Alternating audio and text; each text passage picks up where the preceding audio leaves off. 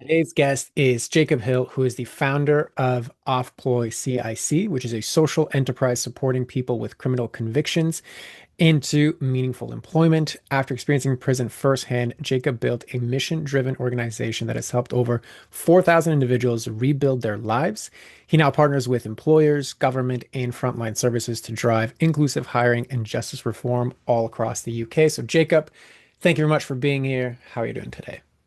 Thanks so much for having me, Drasco. I'm really good today. I'm positively nervous about the show because I understand we really kind of dig deep here today, but I'm really looking forward to it. So thank you very much for having me on. Yeah, you're very welcome. And as I've said many times, this will either be an absolutely great experience or will be absolutely terrible, and you get to decide at the end which one of those buckets it falls into. So, yeah, Perfect. listen, I think even just before we dive into everything, I don't think I've ever had anybody here that has had an organization kind of like yours. Like I've All not right. heard something like that. So actually, just contextually speaking, I actually just like to know a little bit more about how you got into doing what you're doing and a little bit of your story, and then we'll get into the coaching if that's okay with you. That sounds really good. So we're an organization on one hand, we support employers and yes, we do all the policies and all the recruitment planning and social value measurement and all that fun stuff. But it really comes down to one-to-one relationships with decision makers in organizations and changing their perceptions on what a person with a criminal conviction looks like. I don't know if I look like a person with a conviction in your mind, but before I went to prison, it was always Prison Break, The Shawshank Redemption, Orange is the New Black. These are all my references to crime and criminality. So for us, we do a lot with employers on a real one-to-one, the type of thing I'm sure you'd love, where we're kind of asking them, come on then, tell us what you think a person with a conviction looks like. And then changing those perceptions when I say, hey, I'm also someone who's spent time inside. So there's one side of it that's advising employers, and that's all about the human relationship.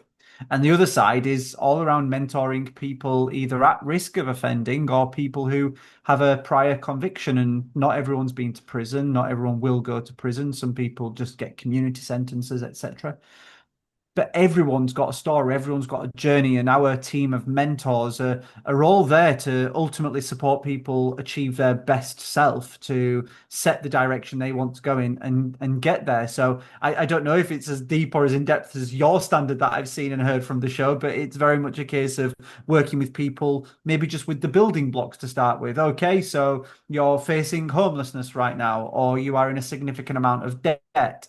Let's clear that up, but then aim for something positive rather than just move away from something negative. I like to think I bring a lot of that in my daily life, but my work is very much around empowering others to just do amazing things and be the best self. Awesome. I love that across the board. And so many things line up even with my own philosophies with regards to like how I look at these situations. It's just you do it in an area that I don't, and it's just like, but it's like it's always the parallels that are interesting to me, right? So like Sure, that's right. really what I like to hear. So what I also heard underneath all of that is like you are in this situation in this role where you're essentially supporting everybody all the time. So this is your opportunity now to kind of get supported, right? To have Okay, the support nice. showing your way. So I know before you came on, you filled out the stress driver assessment that kind of painted a picture of like, okay, what are the main drivers of your stress? What are these combinations of thoughts, feelings, and actions that are in some way, shape, or form creating profit and time leads out of your business? And I know a lot of the ones that popped up were surrounding your own peace of mind and delegation. Okay. And there were like Mm. different categories and dimensions that popped up into there. So just before we get into the specifics of those, anything you want to bring to the table first and foremost of like, okay, this is kind of what I got out of it, and this is what I would like to focus on. I was amazed how you quantified insecurities, how through check boxes you were able to create numbers on a sheet eh, that define what often without coaching an individual can't define themselves. So it, even if you find the time to acknowledge the internal struggle and challenges in life, very often can you actually quantify it and get it into a way that is this is my demon, this is something I need to work on. So before all that, you just swanning around life with just an uncomfortable feeling of why am I always struggling to delegate? Why am I always feeling a little bit unrested or this, that, the other? And then you need to go to that next level deeper. Oh, well, it's because actually I struggle to give people full briefs of a task. That must be it. And then you go deeper and your Excel spreadsheet has check boxes that give me a number to say, actually, Jacob, you're stressing most in this area. These are bits that you need to work on. So I found it incredibly intimidating in a wonderful way that it was able to define and get everything down through checkboxes to a quantifiable understanding of where my greatest needs are when it comes to one, getting help, but two, kind of living my best life. Well, I might splice that up and use it in some of the promos for it because that was very good breakdown of it. So thank you, and I'm glad that that landed for you. So I think, okay, so then given that you got a lot out of it, I guess if we're just looking at it generally, then what is like the one main area that you think I can help you with today? So I'm on paternity leave right now, believe it or not, and I'm there talking to you on a show which might say something in its own right that maybe I should be sitting there in the other room, and being with my child. But I said to my wife on Thursdays I need to work, so I'll come back and do work on a Thursday, and then I opened my calendar from 8 a.m. right through to 8 p.m. so that I could just do a 12-hour day. Why not? And then you very kindly found, or I found a time in your calendar based on our time zone differences in the evening for me. So this is the last call of the day. I don't think I'm avoiding parental responsibilities. I hope I'm not, but I'm using it as saying, hey, I need to go build, I need to keep building this organization. I need to keep this momentum going. Even after 9 years, I'm saying I need this momentum to keep going. And it's getting to the point where even I'm looking back into my organization whilst on paternity, going, right, I'm seeing that that area is struggling a little bit there, and that one's there, and this person's not really telling me they're struggling. And what do I do with that? Well, I'll just take that person back into reporting to me and that person. I'll take all this on and I'll manage it in a day and a half a week. And I'll ensure that those other colleagues then have the capacity to then go and deal with their specialist challenges and issues. And this, for me, feels like, and only because I'm on this show, so I'm really reflecting here. These are warning signs. These are things that I need to be thinking about and considering because, quite frankly, my team would be very happy for me to stay off for the next 3 months as planned, fully 100% of the time, and just focus on my family. So why am I coming back? And that's looking at the points I was clicking around kind of delegation and kind of this personal stress about not feeling secure in what I do. I think it all comes together. And I think that's probably something we can unpick on today's show.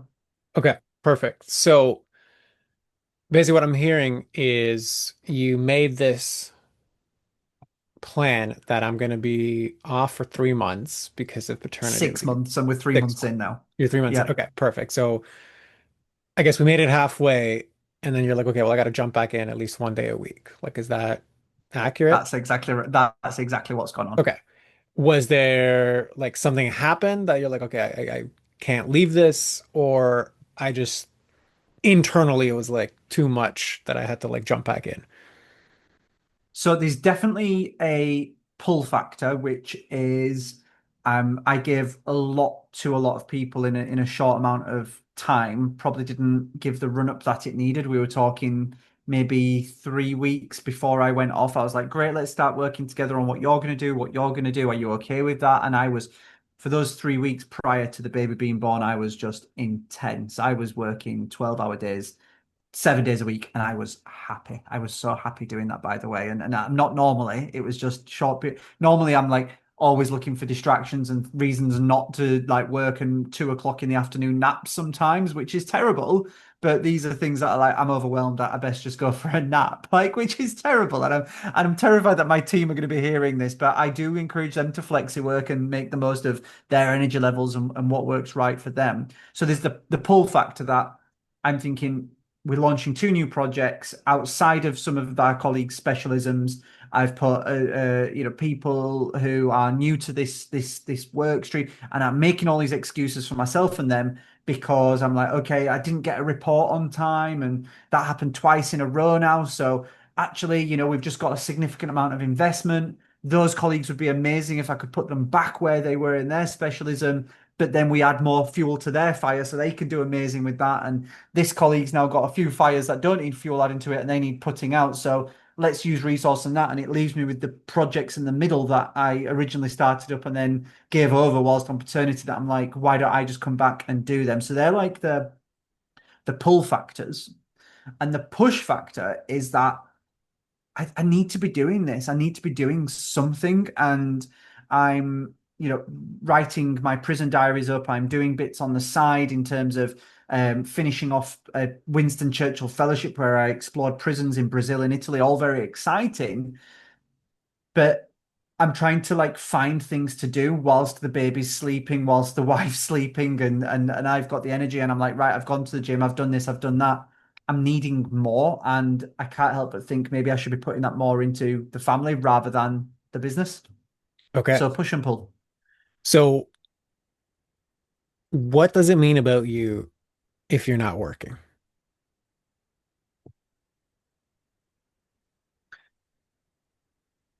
It took me so hard to make it was so hard to make this a success. And it's lovely to say the word success. I did entrepreneurialism at university, enterprise development at university.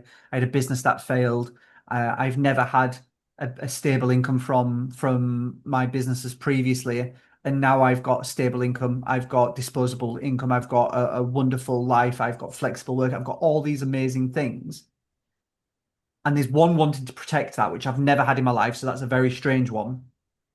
And there's less of a driver, but there used to be about having greatness and having this multi-generational impact on society and being recognized for that. And when I'm not working, it's like one side I'm worried that I'm going to lose that this lifestyle I've afforded that I've been able to afford for myself.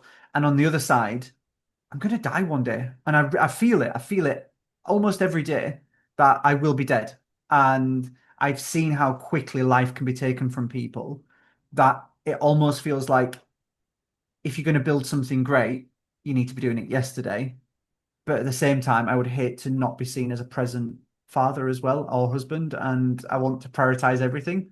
And now I'm just trying to balance all that out. It's balancing that kind of something to lose and not gaining your full potential. And I think my full potential is, I've got an idea of where I'd really like that to be, and that comes from kind of putting the time in and working in the organization. Okay. So if we record, because this is recorded, like if you replay it back, the original question was, okay, what does it mean about you if you're not working? And where your brain went to was it gave me a beautifully articulated description of what it means for you to work. So I get to protect my Hmm. ability. I get to be recognized for my success. I got to keep working so I don't lose my lifestyle. I'm going to die one day, so I got to leave some sort of legacy or significance. This is conflicting with me being a present father, and I want to make sure that I fulfill my potential. So all of that is a great descriptor of why you keep working. But what does it mean about you if you don't?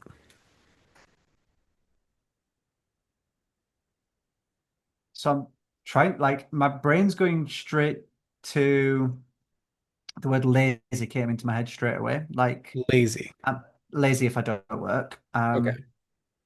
And the other side of it is like, and I'm trying not to question back at you, but like, how would I earn an income? Like, no, it means I have to work for someone else, and that sounds horrible. Like, I just don't want that. Like, I really value freedom. Um, so not working. Do you mean not working or not working for my organization? That's a toughie right there.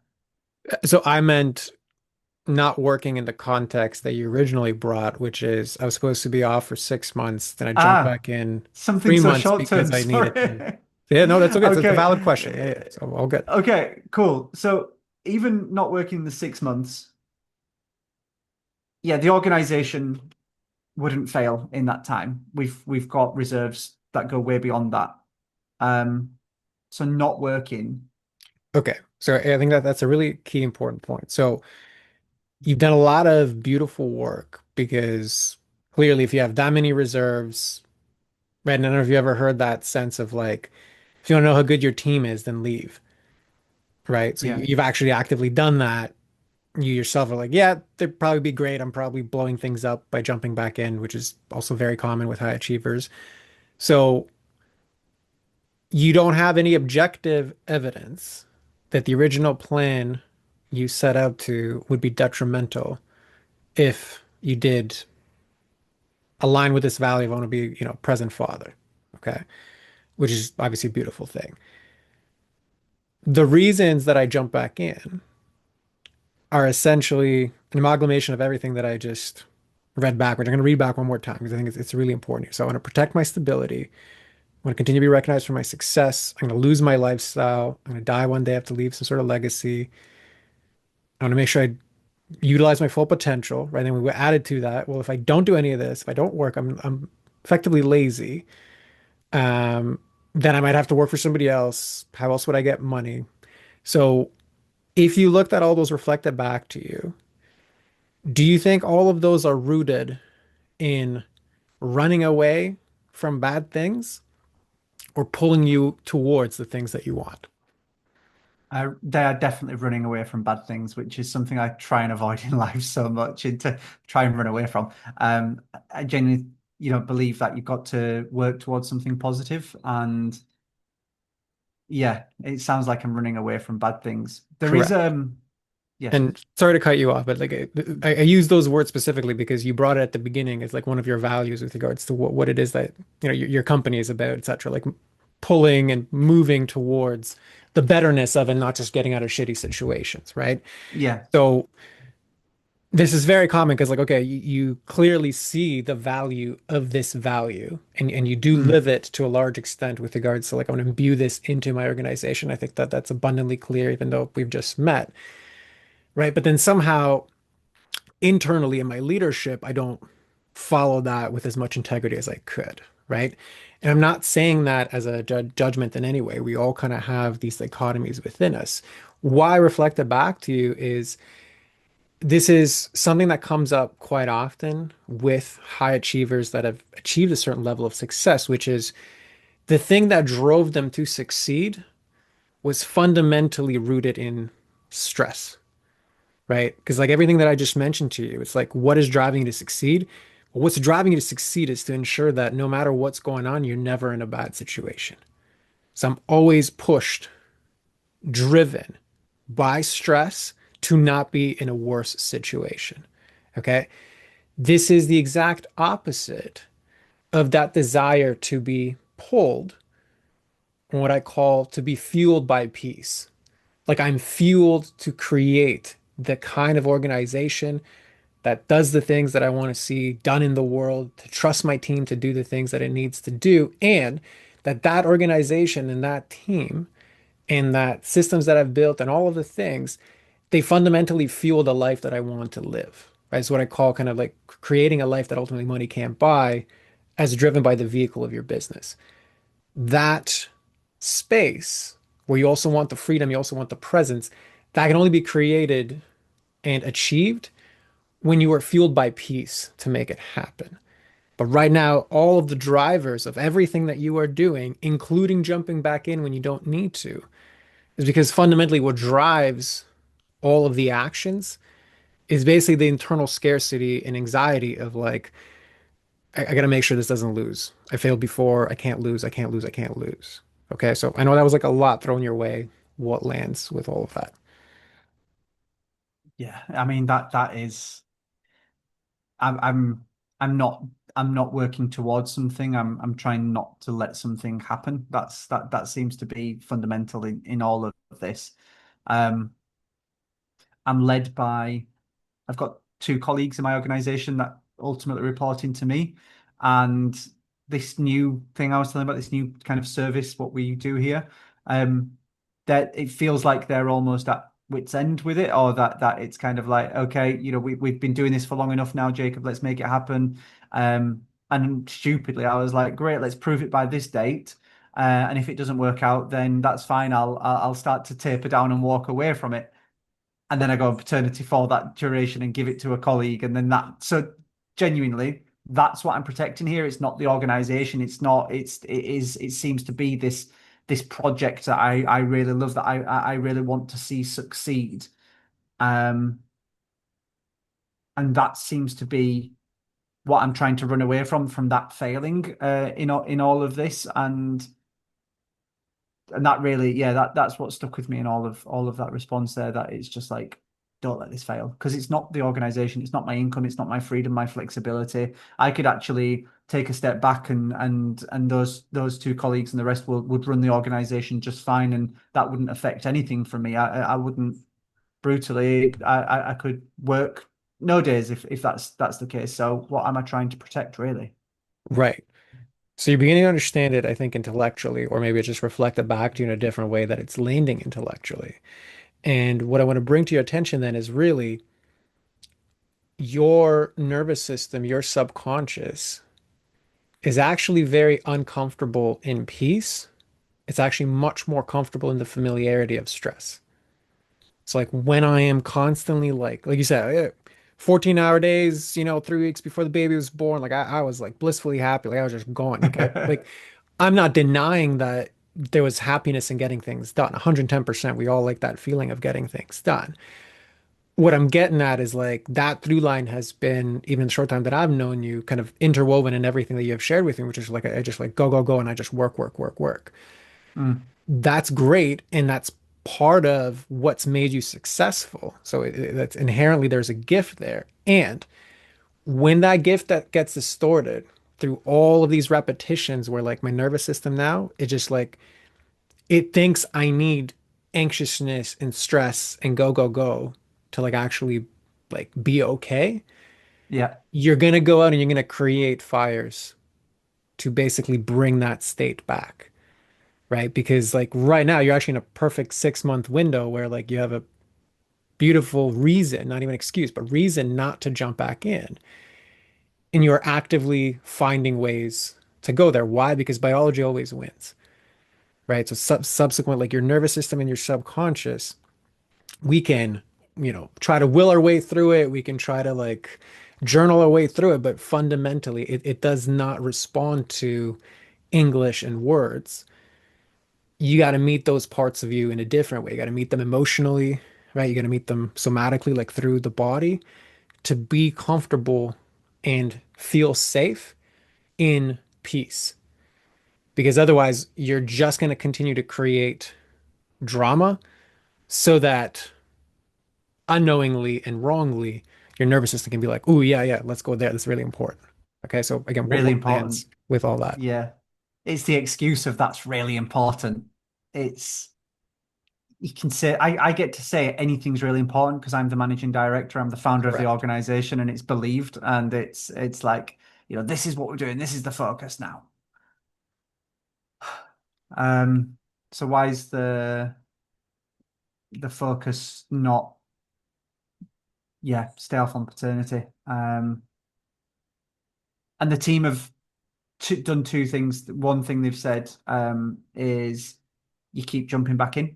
You've not really ever left. It feels like we've not been able to run with something because you've always just been there. And then the second thing they've noted is that they're kind of happy to give me that back because they do want to focus on the other things. And it's like, oh, well, I was right then. I should come back. So I'm just trying to not justify it all with something, with being like, it's important because I could have just put the most effort and energy in staying off and just saying to them, this project's going to stick around, so do what you want to do for the next 6 months, but then I'll pick it back up when I come back. But it's I didn't deal with that. I didn't deal with that bit where I was like, I've taken that the truth is, if those colleagues think this project should close and it doesn't perform, then I just need to make it perform rather than going to those two colleagues and being like, this is sticking around for a bit. Right. So, what I'll reflect back to you with that is, and essentially a shoot off of what you mentioned at the beginning of that share, which is like nobody's going to say no to you, right? Like you sign their checks, you're the managing director. By definition, I'm not saying you have yes men around you, like not at all. It's just like No. at the end of the day, it's your show, so they're gonna fit into your show and help to make your show and your vision a reality. It's kind of like the setup of the arrangement that all entrepreneurs have. And the reason that I stress that is like they are going to generally be a bad gauge with regards to whether or not you are making the right decision for things like Wow. this, right? Okay. Because they're fundamentally the nature of the relationship is one where they're going to be in agreement with you. Okay. And I stress that not to put down your team or not to put you down because that's not at all what it's about. What it's about is like even the way that your brain responded to that or responded to like situationally, this seemed like a good thing. It was important. Maybe I shouldn't have made that decision, etc. And that's all good and fine, but it's like, where's your attention going? It's going to the external thing. And the reason I bring that up is you being at the helm, the external thing is always going to be agreeable to you. And the agreeable thing is going to then default to your own defaults, which are that of I got to create work for myself, get back into those anxiety, stress driven, work driven states. And then the world is going to reflect that was the right decision. So it's kind of like a self-feeding loop that gets you continuing to be where you are. Now, the flip side of that is what you really have to get honest with is what is it that you actually want? Because there's only been one thing today that you have shared that has been a reflection of your like actual desire versus all these drivers of stress, which is I want to be a present father. Hmm. Okay. So obviously that goes into a lot of different things, right? Stemming from that was like the 6 months away. And it doesn't even mean you have to like not work for 6 months. That's not even all what I'm getting at. What I'm getting at here is like if you're in agreement that these are the stress drivers that right now are causing me to be in this like frenzied overwork state unnecessarily, well, what's the flip side, right? The flip side, usually the first fear is, well, I don't want to be lazy and not do anything because I'm not going to be happy being idle. Yes, I fundamentally agree with that too. I don't think you're the type of person that's going to, enjoy being on the beach for 8 months of the year, like doing Oh, it absolutely was so nothing, bad. right? Yeah, I Yeah, didn't like that. 100%. I get that, right? But it's like now your brain is thinking in absolutes. Like there is zero middle ground with regards to what does it look like if I lived peacefully and if that peace could create enough leverage that we still moved forward, but then I wasn't actually always in a frenzied state. And that might still mean you work 40 hours a week. Like, I don't know. But like, that's kind of the whole point is like, you actually don't even have a clear enough vision of what the opposite of your stress driven default looks like. So what lands with all of that? We'd been on the beach for 2 weeks and it was killing me. You are right there. That was really, really bang on. So hats off to you on that one. I'm trying to think about kind of going towards something rather than going away from something and trying to work out what those motivators are. And from this, I was just writing little notes thinking, success to me will be that that project gets handed over in 6 months. That's not it. That's not it. Like that is not what drives me to do this stuff. And I think it's about enjoying what you do every day. I think that's one of the greatest privileges in the world to be able to do that. But I have actually got a load of tasks that I don't enjoy doing that I have to do. And because I'm like, oh, I can't outsource this. So I'd really like to get Okay, to so some point pause where, right there, yeah, right? so I know I'm interrupting you. It's just because please. your brain's very good at going on like different intellectual and smart tangents. So I want to just kind of reel that back in. So if you look at everything we just talked about, right? My Yeah. subconscious and my nervous system by default prefer frenzy and work. Okay. I don't enjoy a lot of the things that I do. Okay, fair enough. Now, we're never going to be able to do more than what we subconsciously believe. If subconsciously a part of me believes and finds familiarity and in some ways security in constantly doing stuff, you letting go of the things you no longer need to be doing go directly against what your biology wrongly thinks is going to keep you safe, which is I got to do more things. So right off the bat, even just that sentiment of, okay, well, I would actually be enjoying what I do. And this oftentimes happens when CEOs get to this point, which is like, I have to reinvent my role, which probably Yeah. means letting go of like 80% of the stuff that somebody else not only likely could do, but might even do better than I currently Oh do. yeah. Yeah. Yeah, they're so Okay. much better. Perfect. So then that's the scary part to your subconscious. Because think about it, like it's basically doing that and committing to that vision, committing to this is actually what would give me the most fulfillment. Because safety never cares about fulfillment. It just cares about like what's familiar, what's safe. Let's just go back there, right? Okay. So that piece of going to that vision basically means I'd have to give up the thing that gives me familiarity and security. Mm. Okay. So that is actually the first stepping stone, the first hurdle in defining and owning what it is that I want. And oftentimes, like this is, we'll spend a good amount of time working together. I'm like, no. Like we need a clear vision. And if you can't take ownership of that vision, you can never have something to work towards that's going to be pulled. You're never going to have that idea of peaceful fuel, right? Because a part of you is not ready to let go of who do I have to drop to be the person that I actually want to be and operate the way that I want to operate. So again, I know it's a lot thrown your way. What's landing? What isn't? So reading the 4 Hour Work Week about 10 years ago, have you got it on the back there Yeah, somewhere, yeah, maybe? yeah. I don't, it's somewhere there. Um, I pictured I would love a life with passive income and just constant travel and doing all that side of it all. But we've even got an album on my phone called Work From Anywhere, which is my wife taking pictures of me when I'm in a hotel in the tallest building in Thailand or in, yeah, and it's like, then I'm like, I just love working on trains. Like that's one of my biggest definitions of what I love doing, and I don't know what it is in all of that.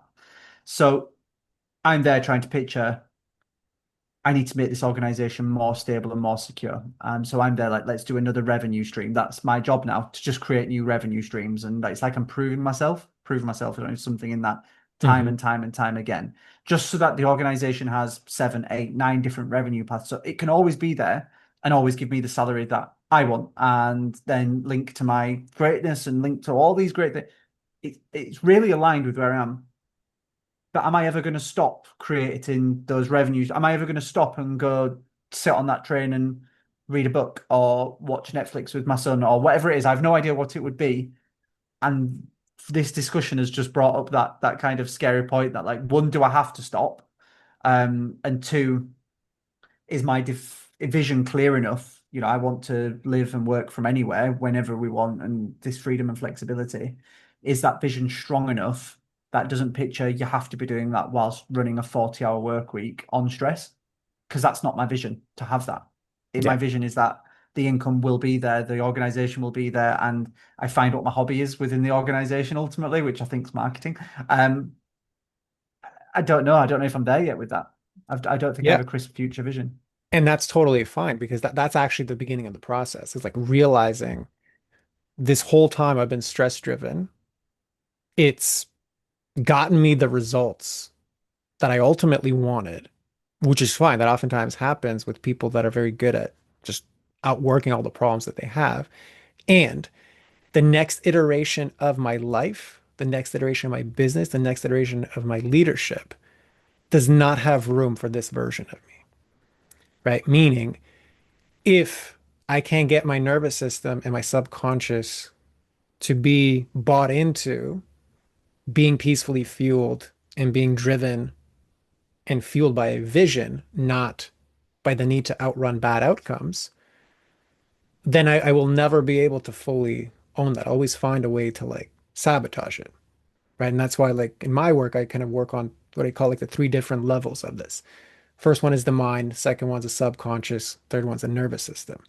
Right. And if we're like going back up to the mind piece, one of the mental models I always use for what you just described, which is like, okay, well, we have, 7, 8 revenue streams. I got to get more revenue streams because I have more money coming in that I'm more secure. Okay. So what is that protecting against? What's protecting against I'm never going to be in a bad place again. Okay. So even just that chasing, even though it's not like, who doesn't want more revenue? Yes, that's fine.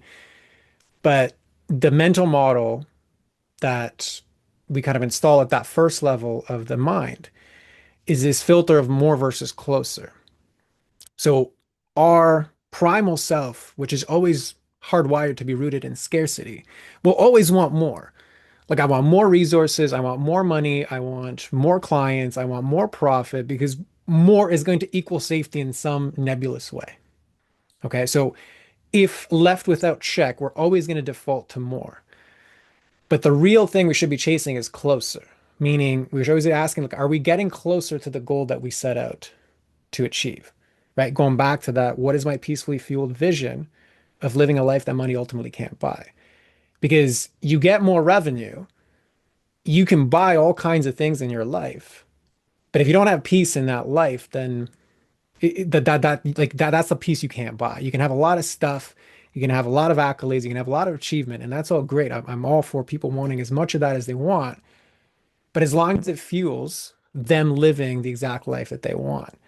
So right now, you don't have an ability to run through that mental filter of, am I moving closer to the thing that I want, or am I just chasing more? Because right now you're just defaulting, as most CEOs do, to just chasing more, right? Because your subconscious is actually not allowing you to define closer, right? Which is also very normal. That's why it's the first step of like realizing, oh, okay, the scary vision is actually I work 20 hours a week. I spend 10 hours with my son, 10 hours doing a hobby. The rest 20 hours I work and I work on leverage things that my team take care of. But like, holy shit, that feels so weird to say, right? That's usually some version of like where we end up in these types of conversations. Okay. So again, what lands with that, what doesn't? I went to a place of blaming others whilst you were talking. I'm very present, by the way. I'm listening. Hmm. I hear the podcast. So whilst you were talking, I was just thinking about this. It's like, no, I'm listening to what you were saying, but my brain was firing. Um, I went to blame others Hmm. straight away. So like, yeah, but I've got a colleague who behaves in this way, and I'm like this because I need him to, I need him to be all right, and I want all this what you're saying to me to say to him, and I'm like, no, no, back to this is my coaching session, so we've got to focus on the 50%. That's me. That's first. Get that right. Get that to 100%, and all the bits I'm sure you would define a bit better. And then the other blame came to like my, like I had a version of this. I'm pretty sure I did 3 years ago. When I had a breakup from a fiance at the time, and I was like, right to the team. I'm going to use my wonderful executive privilege, and I'm going to step away for 6 weeks and go walk the Camino de Santiago across the north of Spain. They did so well whilst I was away. I had no projects, no pet things. There was nothing like that. They just progressed. They won new bids, new contracts. They did incredible things with all that. And I checked in once a week, having a chat, like just like a casual chat whilst I was just walking for 15 hours every day. And I loved that, by the way, because the energy, the stress energy was being used for walking. So I know it's possible and I know what's there.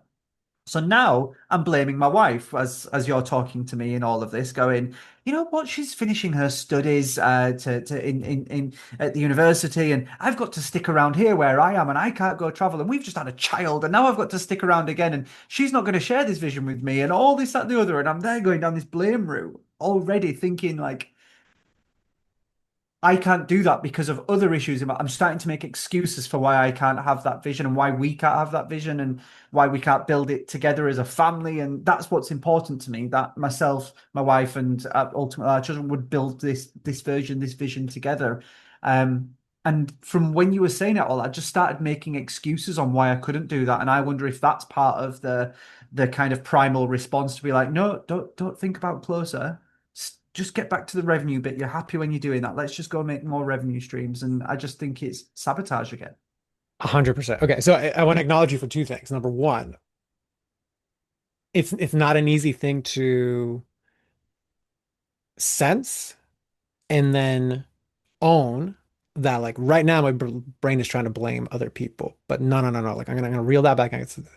I'm gonna take responsibility. Not saying other people don't influence things. Of course they do. We social beings, they're always going to. Yeah. But like you said, and we talked about, off air, I got to take 100% responsibility for my 50% of all of these things. So like, I really want to acknowledge you for taking that to heart and like really owning it in that moment because this is not everybody can do that. And in Okay. Thank you. two, you're absolutely right. Blame across the board is protection. Okay, so a more extreme version of this is like anger is the shield that hurt wears. Okay, so blame is like a very mild version of anger. We can kind of Yeah. pull it, put it under the same umbrella, but it's much easier if the hurt I feel inside or the threat I feel inside, I put out there. The benefit of the system is, well, we never have to go internally and like look at the stuff that we don't want to look at because it's Oh, somebody the else's heck. fault. It's outside of me, right? So you're Yeah. 110% right. That is exactly the kind of self-sabotage that a lot of entrepreneurs will go through. Well, they will like endure all these shitty circumstances and all this stress because really, what do we avoid doing? We avoid doing the inner thing. And that's not a judgment call. That's just like you got to be ready to do that. That's why having kind of environments like this where somebody else is reflecting things back to you is so powerful because it's like, oh, you got nowhere to hide when the mirror is this close, right? So yes, long story short, that is exactly protection. And Hmm. anytime protection comes up, it's an indicator of where do we have to look to see where we are not free. Okay. So what's landing from all that? Because I see you shaking your head. Yeah, the blame thing, blame does lead to anger eventually. And especially if blame isn't vented, like if you don't discuss it with someone. And I actually think before blame, you've got conflict, or after blame. I'm not sure which way it is, but it's that case of I'm there assuming I've got to blame someone for why I can't do what I want to do or where I want to be, rather than acknowledge my part in all of this, understand that my ability to, I was going to say control the situation. That's not the word I want to go for here, but to be part of the solution regardless is boxed in from these subconscious perceptions. Like, don't say that, you'll upset that person if you do that, and you don't want to upset that person. Or if you say that, this person will react in that way. Whereas the beauty is try and be radically truthful in the aim of a shared reason why you're saying that. Like, for me and my wife, I really want us to have the ultimate relationship. I want us to be, and it'll have ups and downs, but we're ultimately going towards the same direction. Therefore, when I say something, it's not coming to attack and stop her from doing something, but ultimately because it's how I'm feeling about something. And we have heated debates. She's Italian, so it's super heated, as you can imagine. But it's very, very it's very much trying to be like, I'm not telling you this to hurt you. I'm not telling you this to blame you. I'm telling you this because I see this for us. And I think we agreed that what that is. And it's not my wife I'm thinking of in this situation. And it's not a mistress or anything like that, but it's my senior leadership team. That's what I'm thinking of here, where I want to feed back. Hey, I'm coming back in here because I actually don't feel secure. I feel, and part of most of that's on me. But I don't feel secure because I've seen this, this, and this happen. So I feel that I need to be back there so that that and that doesn't happen again. And we'll revisit it and I'll rebuild it up and ultimately I'll delegate it out again. But probably you've broken my trust now, so I'll delegate it out to other people. Don't you worry about it. And it's not investing in them to build up or ultimately investing in us, me and that other person with our shared vision to build up to. I feel like I'm lacking that shared. Are we both going in the same direction here for both of my SLT and anyone else that senior leadership team and anyone that reports into me? With my wife less so, I feel like we've got a bit more direction in life on that one. So I'm sorry I'm rambling on there, but I'm just feeling like it's easy to blame, which suggests I'm in the right and you're in the wrong, when really what I feel I'm lacking is understanding where I need to be, understanding where they need to be, and then understanding where we need to be. And once you've probably got that, I don't have to blame. I can just talk about feelings and remind you. Is that the route you'd go down?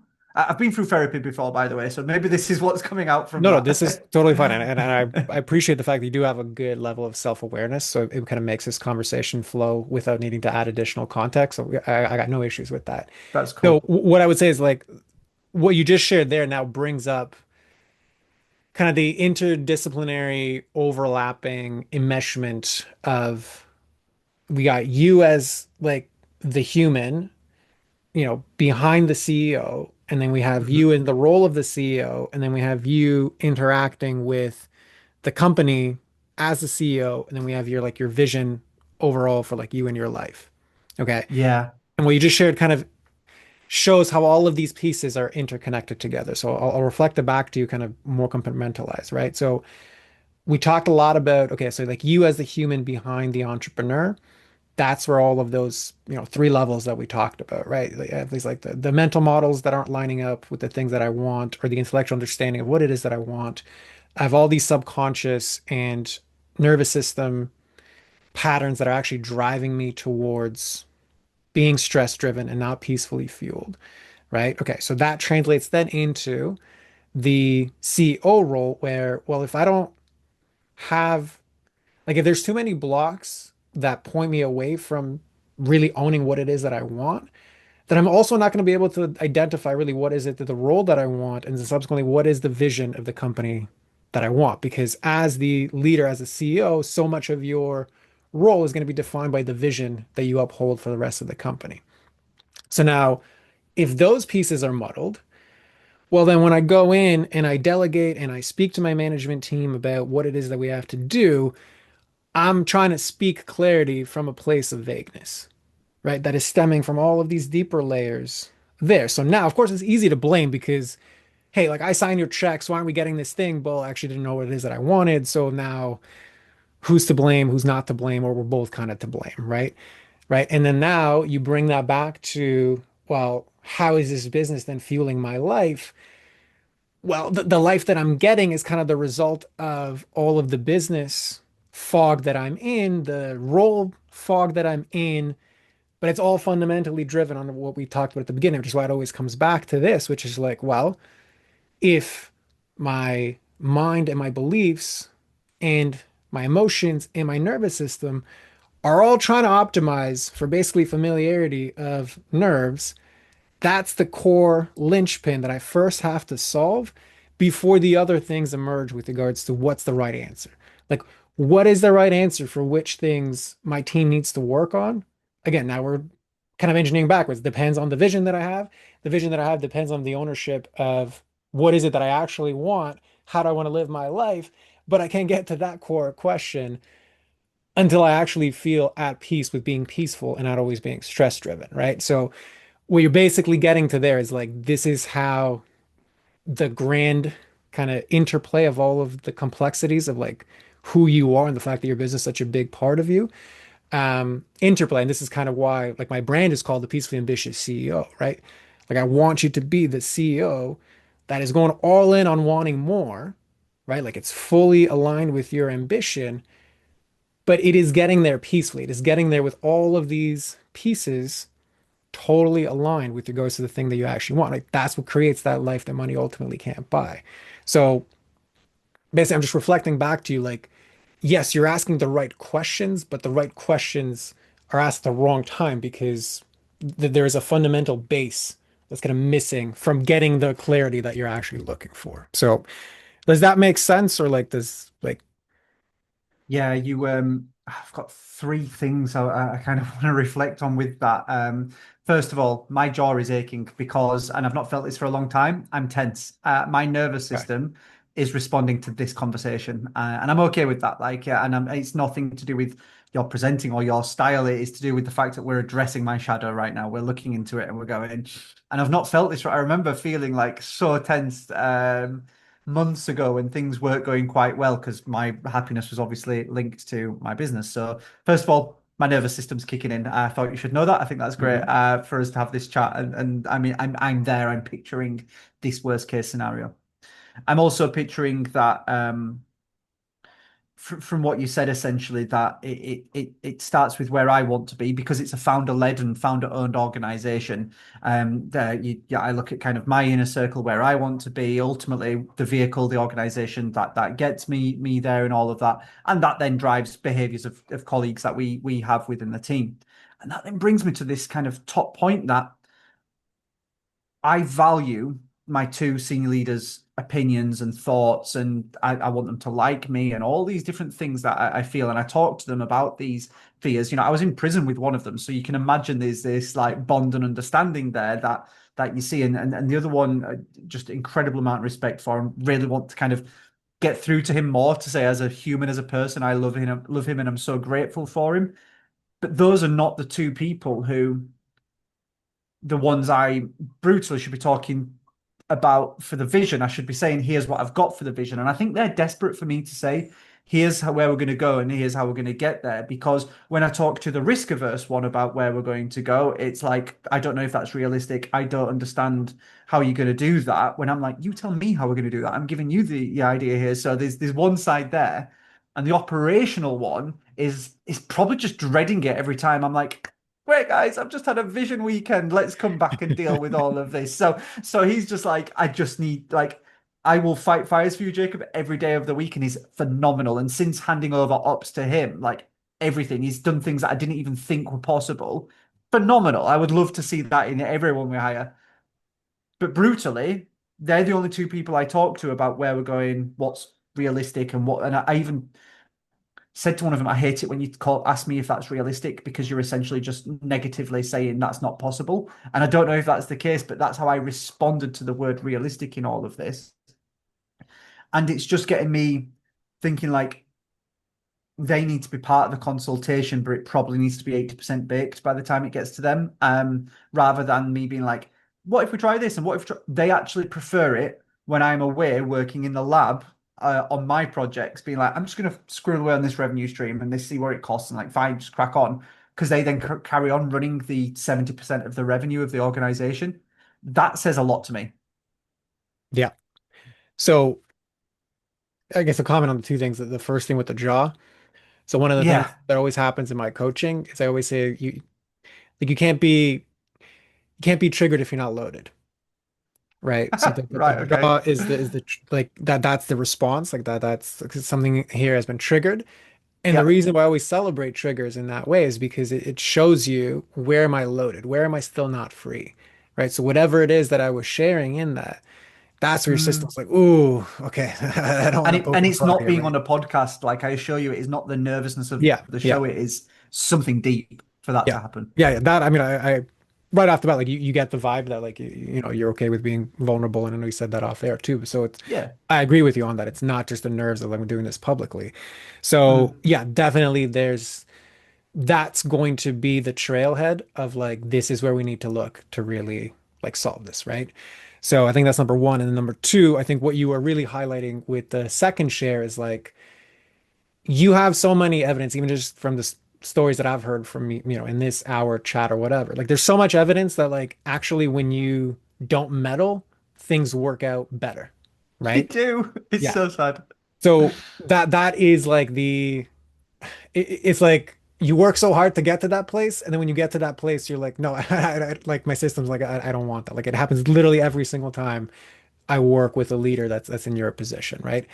Um, so this is like they really are overlapping. Like, what's the trigger? And like that piece, it's like, who am I if I am not the one creating the stability anymore? Who am I if I'm not the one creating the growth? Right? That's a big question to answer and it requires those different layers, right? But when you get it, man, that's when life opens up to, right? Because then you get to like fully enjoy all of the things that you have created unapologetically without guilt and are in that space where now I have the team and the infrastructure and the systems in place to actually pull those leverage levers that are going to be the big movers, right? Which is likely not going to be just let's get some more revenue things. It's going to be some version of like what's better and different. And if you've ever read that book, 10x is easier than 2x, like they talk about this like idea of like 10x is not necessarily 10x is bigger linearly. It is like better and different across the Mm. board for my life, for my team, for my business. But that is a subjective change first. That is an identity shift first before it becomes an objective reality. And I think that that's where you are stepping into uh, from this conversation. Okay. So again, what lands with all that? The 10x with 2x does stick with me. I've completely understood that your resources and effort can compound, especially when I used to have to um do our bookkeeping and accounting. Like I had to do that, and then we found a bookkeeper, and then I could go and my role is the front end, and I absolutely love that, and I absolutely love being around the revenue streams and short-term products and projects. But what you said was, what's your role when you're no longer about this, like building the stability of the organization? I negatively went to, I'm actually making this organization less stable. I am saying to, we'd have made a significant profit last year, but I spent all our profit on new revenue streams. I was like, let's just invest in this so that we've got more revenue streams.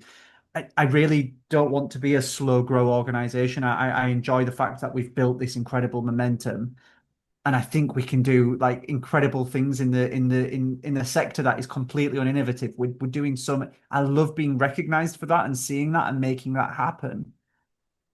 But I have risked stability year on year because that is what's kept us growing, especially when I didn't have a choice. That's the difference. Mhm. Like when we weren't stable, I had to work so that we could be stable. Now we've got enough revenue coming in that if I stepped away and said, I'm going to go create a separate company here, um, I won't touch and impact that kind of core revenue.